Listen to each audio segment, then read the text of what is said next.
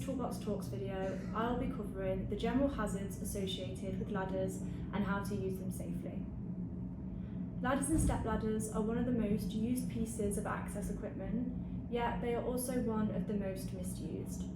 Ladders are involved in more falls from heights than any other kind of work equipment. On average, 14 people die and a further 1,200 are seriously injured at work annually as a result from falling from a leading ladder or a step ladder. Some of the most common reasons for falling from ladders include the leading ladder slipping at either the top or the bottom, the leaning ladder flipping over or coming away at the top, overstretching whilst on the ladder, a fault with the ladder, slipping or losing your footing, the step ladder wobbling due to missing feet or not being correctly open, or a step ladder being used side on to the work task. Before using a ladder, you must run through some pre-use checks. These include, are you using an identified company ladder?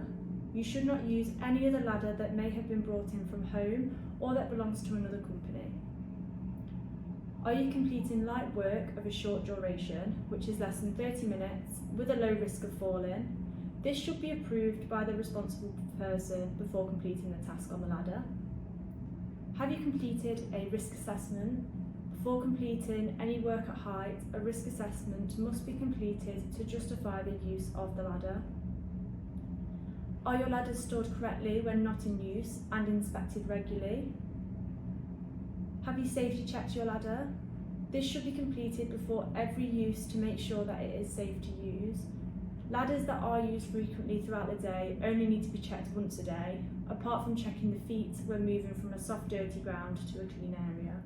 Common defects of a ladder to look out for are if they are painted, as the paint may be hiding damaged parts of a ladder, missing, damaged or worn anti-slip feet on metal or fiberglass ladders, items that are stuck in the feet, such as dirt, preventing the feet from making direct contact with the ground, mud, grease or oil either on the rungs or the stiles of the ladder, any cracks in the rungs or stiles of the ladder, missing, broken or weakened rungs, missing or damaged tie rods.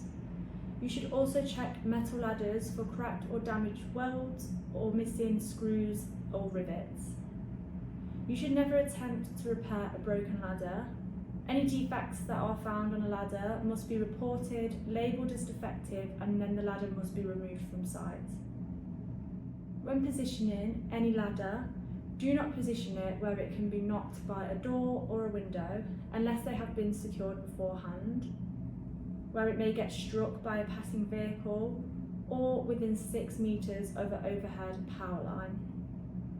You must check that each foot of the ladder is on a clean, level, firm footing and look out for any oil, grease or loose material, including plastic packaging and sheeting.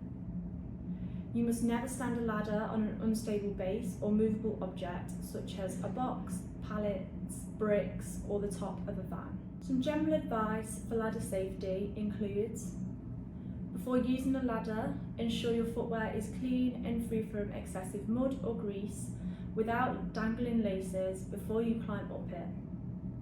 When climbing up or down, use both hands on the stiles and you should always face the ladder.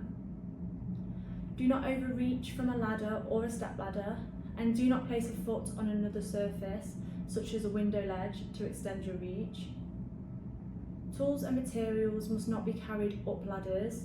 Instead, a tool belt should be used. Do not carry heavy or awkward shaped objects on a ladder. You should never carry loads heavier than 25 kilograms, but always try to avoid carrying anything over 10 kilograms. If you have to carry an item up or down, you must always keep one hand free to grip onto the ladder. And where a handhold cannot be maintained for anything other than a brief moment, other fall prevention measures are required to be in place.